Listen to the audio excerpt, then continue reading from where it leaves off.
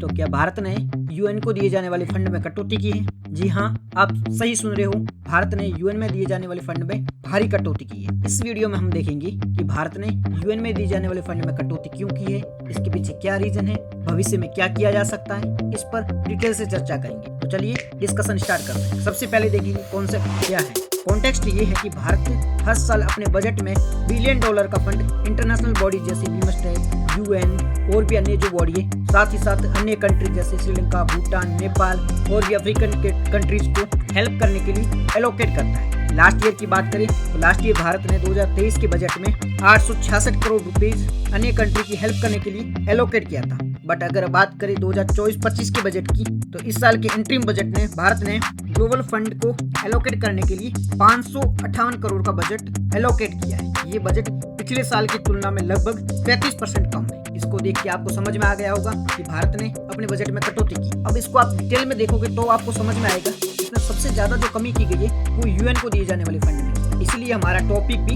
UN को दिए जाने वाले फंड में बजट में कमी की गई ऐसा था। जब लास्ट ईयर की बात करें तो लास्ट ईयर भारत ने 382 करोड़ रुपए यूएन को फंड दिया था। बट अगर इस बार की बात करें तो इस साल भारत ने 175 रुपए को यूएन को फंड देने के लिए एलोकेट किया है। ये राशि पिछले साल की तुलना में 54% कम है। अब इसके कारण क्या है? इसके बहुत सारे कारण है। सबसे पहले भारत लंबे समय से यूएन में रिफॉर्म की बात करता आ रहा है, बट उस पर कोई भी ध्यान नहीं दे रहा है। दरअसल क्या है कि भारत चाहता है कि यूनाइटेड नेशन की सिक्योरिटी काउंसिल है ना, वहाँ पर अभी 5 परमानेंट सीट है। 5 परमानेंट देश कौन कौन से हैं? चाइना, रसिया, यूएसए, ब्रिटेन, फ्रांस। इन 5 देशों के साथ में परमानेंट सीट। बट ये जो परमानेंट सीट दी गई थी, ये दी गई थी 1950 से पहले। तब का सिनेरियो आज के सिनेरियो से बिल्कुल अलग था। आज विश्व के ज्यादातर देशों को लगता है कि यूएन की जो सिक्योरिटी काउंसिल है उसमें सुधार करना चाहिए। तो भारत चाहता है कि भारत भी सिक्योरिटी काउंसिल का परमानेंट सदस्य बने। तो क्या ये भारत की मांग है वो जायज है? भारत की मांग के पीछे तर्क देख लेते हैं। भारत का इसके पीछे तर्क ये है कि आज भारत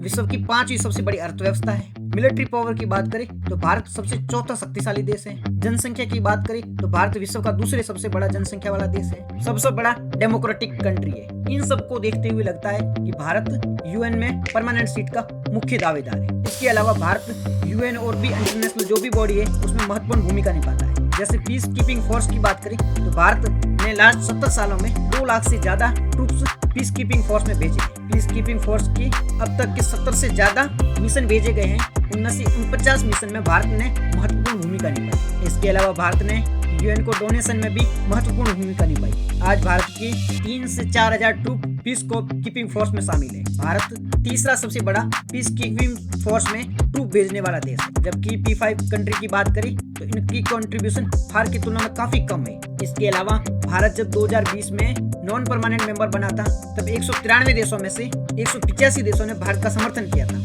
इसका मतलब ये है कि ज्यादातर देश चाहते हैं कि भारत परमानेंट सीट के लिए मुख्य दावेदार है। इसमें एक ग्रुप भी है जिसे G4 ग्रुप कहा जाता है। G4 में जापान, ब्राजील, जर्मनी और भारत शामिल है। ये एक अनऑफिशियल ग्रुप है। इन ग्रुप का कहना है कि P5 के अलावा इन 4 देशों को भी परमानेंट सीट मिलनी चाहिए। ये चारों देश आज एक बढ़ती हुई अर्थव्यवस्था है। मिलिट्री शक्ति की बात करें तो भी ये चारों देश बहुत ही आज एडवांस बन चुके हैं। इन सारी तरह को देखते हुए लगता है कि भारत आज प्रमुख दावेदार है। एक बार हम यूनाइटेड नेशन सिक्योरिटी काउंसिल के बारे में देख लेते हैं। United nation security council UN की सबसे महत्वपूर्ण बॉडी है। ये यूएन की सबसे शक्तिशाली बॉडी है। ये ग्लोबल पीस सिक्योरिटी को मेंटेन करने में महत्वपूर्ण भूमिका निभाती है। इसके कार्यों की बात करें तो ये पीस कीपिंग फोर्स भेजना हो, विभिन्न प्रकार के सेंसस लगाना हो, इनमें यूएन सिक्योरिटी काउंसिल की महत्वपूर्ण भूमिका निभाती है। यूएन की जनरल असेंबली में अगर वोटिंग करनी हो तो उसमें भी यूएनएससी की महत्वपूर्ण भूमिका निभाती है। इसमें आज 5 परमानेंट मेंबर है। इसके अलावा 10 नॉन परमानेंट मेंबर है। नॉन परमानेंट मेंबर 2 सालों के लिए चुना जाता है। इनका चुनाव यूएन जनरल असेंबली द्वारा किया जाता है। नॉन परमानेंट के पास में वीटो अधिकार नहीं है, जबकि जो परमानेंट मेंबर है उनके पास में वीटो अधिकार है। इसका मतलब ये है कि अगर परमानेंट मेंबर चाहे तो कोई भी फैसला इनकी मर्जी के बिना आगे नहीं बढ़ सकता है। ये फैसला 5 की मेजोरिटी के साथ ही होता है। अगर एक भी विड्रॉ कर ले, एक भी वीटो लगा ले तो फैसला या वो मामला आगे नहीं बढ़ सकता। अब हम देखेंगे कि रिफॉर्म की जरूरत क्यों है। दरअसल ये जो बॉडी बनाई गई थी और उसमें सदस्य शामिल किए गए थे वो परिदृश्य एक अलग था। आज पिछले 70 सालों में पूरा परिदृश्य बदल चुका है। आज नई शक्तियां बन के उभरी है। आज विश्व के जो मुद्दे हैं वो परिवर्तित हो गए हैं। अब नए चैलेंज विश्व के सामने आ रहे हैं। अब आर्टिफिशियल इंटेलिजेंस, नई बीमारियां, कोविड जैसे चैलेंजेस सामने आ रहे हैं। इसके अलावा यूक्रेन वॉर, इजराइल वॉर, इस प्रकार के जो मुद्दे हैं इसमें ये 5 देश हैं वो नाकाम हो गए हैं। जो भी चैलेंज आ रहे हैं उनको रोकने के लिए, उनको टैकल करने के लिए यूएनएससी आज नाकाम साबित हो चुकी है। पीस कीपिंग फोर्स भी अपना काम प्रॉपर तरीके से नहीं कर पा रही है। इसको देखते हुए कई लोगों का कहना है कि ये ओल्ड क्लब की तरह बन चुका है, इसका कोई लाभ नहीं हो रहा है। इसके अलावा भी तर्क दिए जाते हैं कि यूएनएससी में जो 5 मेंबर के पास में वीटो पावर है उसमें बहुमत के आधार पर फैसला होना चाहिए। अगर एक भी फैसला के खिलाफ हो तो ऐसा नहीं होना चाहिए, इसमें बहुमत के आधार पर होना चाहिए। ऐसे कई तर्क दिए जाते हैं जिसके आधार पर कहा जाता है कि यूएनएससी में सुधार होनी चाहिए। अब भारत यूएनएससी में क्यों जाना चाहता है? दरअसल भारत आज एक बहुत ही बड़ा शक्तिशाली देश है। भारत की इकोनॉमी, भारत की मिलिट्री पावर, भारत की एडवांसमेंट को देखते हुए अगर कि विषय के मुद्दों में भारत का योगदान नहीं है तो भारत काफी पीछे रह रहा है। इसके लिए भारत का यूएनएससी में शामिल होना अत्यंत आवश्यक है। इसीलिए भारत के एक्सटर्नल मिनिस्टर ने बयान दिया था जब वो ऑस्ट्रेलिया के दौरे पे थे।